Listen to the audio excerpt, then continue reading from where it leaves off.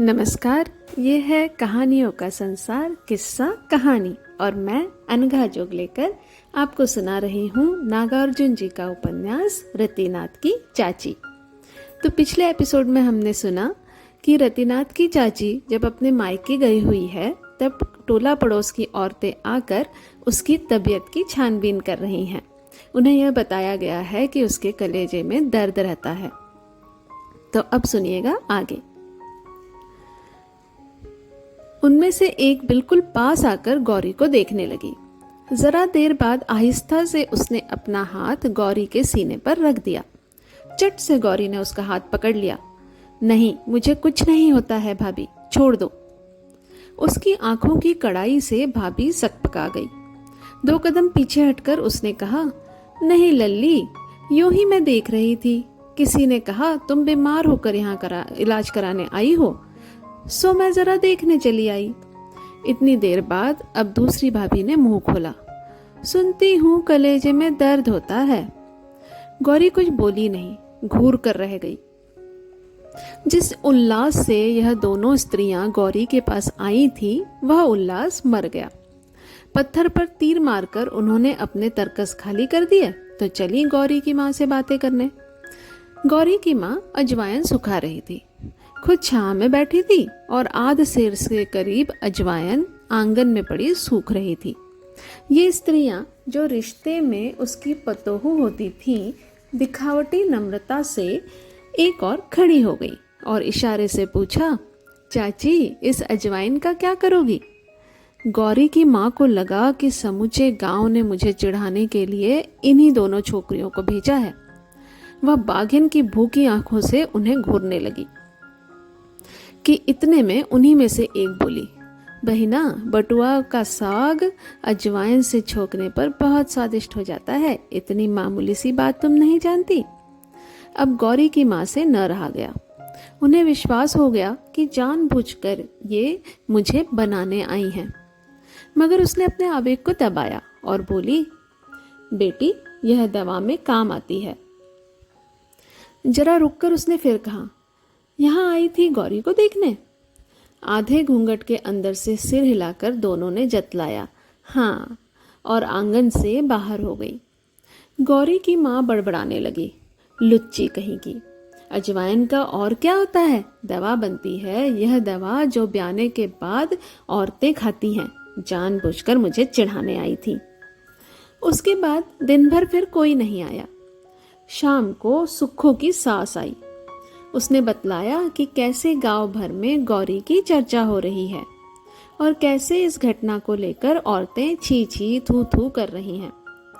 मर्दों का लोकमत क्या है इस बारे में सुक्खो की सास जरा भी नहीं जानती थी।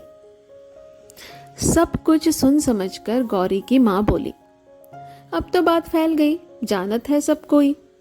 कुछ देर बाद चुप रहकर फिर छाती ठोकती हुई बोली, देखें कौन क्या बिगाड़ता है। मैं रुई का फाहा नहीं हूं कि लोग फूंक देंगे और उड़ जाऊंगी। मर्द हो तो सामने आकर कोई कहे। सुखो की सास ने अपनी मलिकाइन को शांत किया। जाते जाते वह कहती गई, जब तक इस जर्जर देह में सांस बाकी रहेगी गौरी की माँ, तब तक किसकी मजाल है जो तुम्हारी और उंगली उठाए। पहर भर रात बीती कि जमाइन आ गई। गौरी की माँ को इस बात का खतरा था कि कहीं लड़की के प्राण न निकल जाए। तो बधुआ चमार की औरत इन कामों में बहुत होशियार थी। उसने कह दिया, नहीं मलिकाइन, खतरा किस बात का? यह मेरे लिए कोई नई बात तो है नहीं। ऐसा मौका तो आता ही रहता है। 4 मास का, 6 मास का, 8 मास का पेट चाहे कितना ही असाध हो, इन हाथों के लगते ही सब ठीक हो जाता है। कमला मैया की कुछ ऐसी मेहरबानी है। माँ ने दक्षिण की ओर मुंह करके दोनों हाथ उठा लिए और आर्त स्वर में गुनगुनाई, दुहाई बाबा बैजनाथ की, इस मुसीबत से राजी खुशी मेरी लड़की निकल गई तो गंगा जल भरकर मैं सुल्तानगंज से तुम्हारे धाम पहुंचूंगी। इतना कहकर छलछलाई आंखों और भर्राई आवाज से नाम लेकर बाबा बैजनाथ को उसने प्रणाम किया। चमाइन अपने काम में लग गई। तारा बाबा की उम्र 70 साल से कम न होगी। उनके प्रति लोगों की बहुत ही गंभीर श्रद्धा थी, बतला ही चुके हैं। शुभंकरपुर की मिट्टी से उन्हें एक प्रकार का मोह हो गया था। साल 1.5 साल बाद वह विंध्याचल या पशुपतिनाथ की यात्रा में निकला करते और 1.5-2 महीने बाद वापस आ जाते। फिर वही गांव, फिर वही कुटी। गांव से पूरब बलुआहा पोखर था। कहते हैं खोदते समय उसमें से इतनी बालू निकली कि उसका नाम बलुआहा पड़ गया। यह पोखर शुभंकरपुर गांव के मालिक राजा बहादुर दुर्गानंदन सिंह का था। आपके परदादा महाराज कुमार गणेश सिंह ने इसे खुदवाया था। 22 बीघा जमीन पानी के अंदर पड़ती थी। 8 बीघा जमीन भिंड थी। आसपास 5 कोस में ऐसा तालाब नहीं होने से बलुआहा पोखर इलाके भर में मशहूर था। चौगावा के धनी मल्लाह इस पोखर की मछलियों का ठेका लिए हुए थे। उन्हें 2000 रुपया जल कर के तौर पर जमींदार को प्रतिवर्ष देना पड़ता था। मछलियाँ इतनी अधिक निकलती थीं कि कम से कम 6000 रुपये बिक्री से आ जाते थे। इसका मतलब यह नहीं था कि तालाब की मछलियों का स्वाद गांव के लोगों की लालसा तक सीमित था।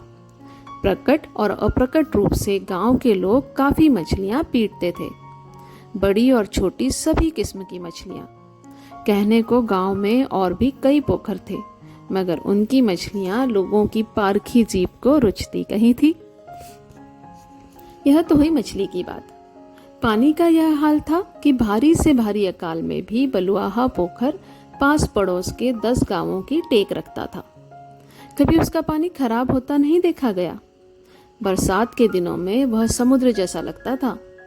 शरद ऋतु की चांदनी में नील निर्मेद आकाश बिखरे नक्षत्रों की अपनी जमात के साथ बलुआहा पोखर के श्यामल वक्षस्थल पर जब प्रतिफलित हो उठता तो भिंड पर बैठे हुए निपट निरक्षर सुधा मुसहर भी कवि की तरह उत्साह से भरा करते। उन्हें जाने अपने जीवन की मधुमेह घड़ियां एक एक कर याद आती है क्या? हेमंत की हल्की ठंड में सिल्लियों और बन मुर्गियों का झुंड बलुआहा के निर्मल जल में घने सेवर पर इधर से उधर छप छप करके दौड़ा करता। शिशिर की नीरव निस्तब्ध निशा में रह रहकर एक आध बड़ी मछली पानी पर उतराकर अपने पर फड़फड़ाती तो ठिठुरती हुई प्रकृति के वे एकांत शरण मुखरित हो उठते। बसंत में ग्रामीण बालक बालिकाएं लाख मना करने पर भी अपना जल विहार आरंभ कर देते। वैशाख और जेठ के महीने में तो मानो वरुण देवता का सजाना धनी गरीब बूढ़े बच्चे औरत मर्द सभी के लिए खुल जाता। इन्हीं दिनों मछुए महाजाल डालकर बलुआहा की तमाम बड़ी मछलियां निकाल लेते। बरसात के दिन भी भूलने के नहीं हैं। बाहर से जब पानी का रेला आता तो इस पोखर की बची खुची मछलियां बाहरी दुनिया की सैर को निकल पड़ती। उनका वह अभियान स्वाद लोलुप ग्रामीणों के लिए महोत्सव का द्वार उन्मुक्त कर देता। मतलब यह कि चौमासे में भी काफ़ी मछलियां मारी जाती थी। अश्विन और कार्तिक की कड़वी दोपहरियों में कांटे डालकर मछलियां फंसाना देहाती जीवन का एक बड़ा रोमांस है। पिंड पर चारों ओर बरगद, पीपल, पाकड़, मौलश्री, आम और जामुन के पेड़ थे।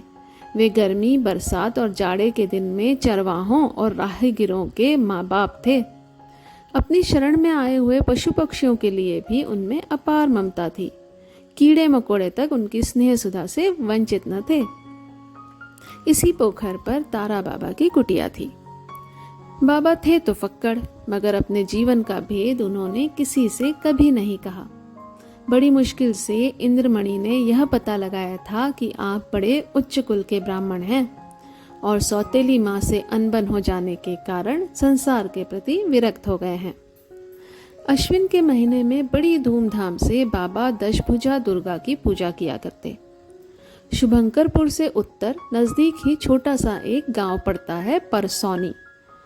वहाँ के वंशी मंडल प्रतिमाएं बनाने में बहुत ही कुशल थे। यह गुण उनमें अपने पूर्वजों की परंपरा से आया था। आजकल तो लोगों में इस बातों की ओर से काफ़ी उदासीनता दिखाई देती है, परंतु 150 साल पहले का ज़माना कुछ दूसरा ही था। उन दिनों गांव-गांव में प्रतिमाएं बना करती। अश्विन में दुर्गा की, कार्तिक में काली, चित्रगुप्त और कार्तिकेय की, माघ में सरस्वती की, चैत में राम लक्ष्मण सीता तथा उनके स्वजन परिजन अनुचर परिचर की कुल मिलाकर 13 मूर्तियां। भादों में कृष्ण आदि की। इनके अलावा मिट्टी, रंग और कूची के इन उस्तादों की जरूरत और भी कामों में हुआ करती थी। इसके लिए समूचा गांव बाबा की मदद करता। वह थे भी तो गांव भर के गुरु, गांव भर के शुभचिंतक।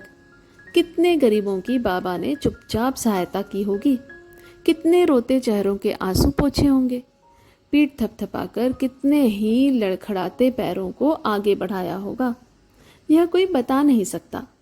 उनके बारे में नाना प्रकार की किंवदंतियां जनता में प्रचलित हो चुकी थी।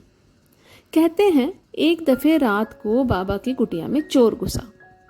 थोड़ी बहुत काम की जो भी चीज मिली उसे लेकर बाहर निकलने लगा तो निकल ही न सका। उसके पैरों में मानो किसी ने जांत बांध दिया। बाबा बाहर चारपाई पर सोए पड़े थे। सुबह सुबह उठे तो चोर को ज्यों का त्यों बैठा पाया। पूछने पर वह रो पड़ा। बाबा ने उसे सांत्वना दी और खिला पिलाकर विदा किया। मरी गाय को बाबा ने जिला दिया। इस बात को कहते कहते लोग थकते नहीं हैं। छट्टू कुमार की एक पूंछ कटी काली गाय थी, मगर दूध बहुत देती थी। एक दिन चरकर आने के बाद वह चित्त पट्ट हो गई। जंगल की कोई जहरीली घास खाकर मर गई। छोटुआ दौड़ा दौड़ा गया और धम्म से बाबा के पैरों पर गिर पड़ा। बाबा एक जड़ी उखाड़ लाए और गाय के मुंह में डाल दी। थोड़ी देर पीठ पर हाथ फेरते रहे कि वह उठ खड़ी हुई। बाबा खाने पीने या बरतने की चीज संजोकर नहीं रखते। इसका फल यह होता कि न देने वालों की कमी है और न ले जाने वालों की। परिवार में सिर्फ 2 कुत्ते हैं। उन्हें बाबा बहुत मानते हैं। यात्रा में निकलने पर खासकर उन्हीं कुत्तों के लिए एक सेवक को नियुक्त कर जाते हैं। सर्दी, जुकाम या फोड़ा फुंसी हो जाने पर उसी तत्परता से इन कुत्तों की दवा दारू होती है जिस तत्परता से राजा बहादुर दुर्गानंदन सिंह की एकमात्र कन्या की। शाम को बड़े प्रेम से बाबा भांग छानते हैं। उसमें भांग की अपेक्षा ठंडाई की ही मात्रा अधिक रहती है। जयनाथ जैसे भंग भक्तों का मन बाबा की ठंडाई से नहीं भरता।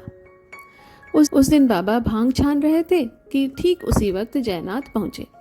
पैर छूकर प्रणाम किया। बाबा ने कहा, बच्चा, भोजपत्र तो है नहीं, मंत्र कैसे बनेगा? कुटिया के औसारे पर खंबेली के सहारे बैठते हुए जयनाथ ने कहा, तो क्या हुआ? बादामी रंग के कागज पर लिख देने से काम नहीं चलेगा? दांतों तले जीभ दबाकर बाबा ने सिर हिलाया। नहीं रे, नहीं, भोजपत्र का महात्म्य ही कुछ और होता है।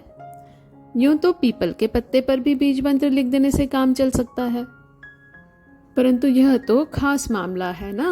भगवती त्रिपुर सुंदरी का एक पंचाक्षर मंत्र है।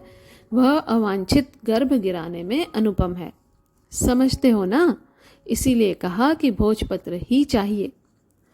जयनाथ कुछ देर के लिए मौन रहे, फिर कहा, पंडित कालीचरण पाठक साल साल नेपाल जाते थे। वहां से वह ढेर का ढेर भोजपत्र लाते थे। उनको मरे 8-10 साल हो गए हैं। ठहरिए, मैं जरा उनके लड़के से पूछ लूं। इतना कहकर तुरंत जयनाथ वहां से बस्ती की ओर चढ़ पड़े। कालीचरण का मकान बस्ती के पूर्वी छोर पर था। जयनाथ जब तक वहां पहुंचे तब तक पंडित जी का लड़का अपनी अमराई की ओर निकल चुका था। फिर भी आवाज देने पर पंडित जी की पत्नी बाहर आई। रिश्ते की भाभी होने के कारण वह जयनाथ के सामने आती थी, परंतु यह क्या, छूटते ही पंडिताइन ने जो पूछा उस प्रश्न का संबंध जयनाथ की कल्पना के भोजपत्र से तो था ही नहीं। उल्टे वह प्रश्न उमानाथ की मां पर चोट करता था। क्यों बाबू? पंडिताइन ने पूछा। लक्ष्मण ने आसन्न प्रसवा सीता को ले जाकर कहाँ छोड़ दिया? कुछ हतप्रभ होकर जयनाथ ने कहा, छोड़ा तो आखिर जंगल में ही, और आप लक्ष्मण लौट आए? जयनाथ ने चुप्पी साध ली। पंडिताइन बोली, धिक्कार है तुम्हें। उमानाथ की माँ और तुम वर्षों से साथ रहते आए हो और आगे भी सारी जिंदगी साथ कटेगी, यह मुझे विश्वास है। फिर तुम उस बेचारी को अकेली तोप के मुंह पर छोड़ आए हो? जयनाथ ने झुंझलाकर कहा, तो भौजी मैं करता ही क्या? तरकुलवा में बैठे बैठे पहनाई करना और लोगों के कटाक्ष सहना भला? इससे क्या फायदा था? उनकी माँ सब ठीक कर लेंगी। ठीक तो कर लेंगी। पंडिताइन का सुर मध्यम पड़ गया। कुछ रुककर उसने फिर कहा, बुरा न मानना जयनाथ बाबू, मैं दमयंती नहीं हूँ जो हाथ धोकर उमानाथ की माँ के पीछे पड़ जाऊं। मेरे दिल में मुसीबत की मारी उस औरत के लिए बड़ा दर्द है। तब दक्षिण की ओर मुंह करके पंडिताइन बोली, जाने गंगा माई उमानाथ की माँ को मैं अपनी सगी बहन समझती हूँ।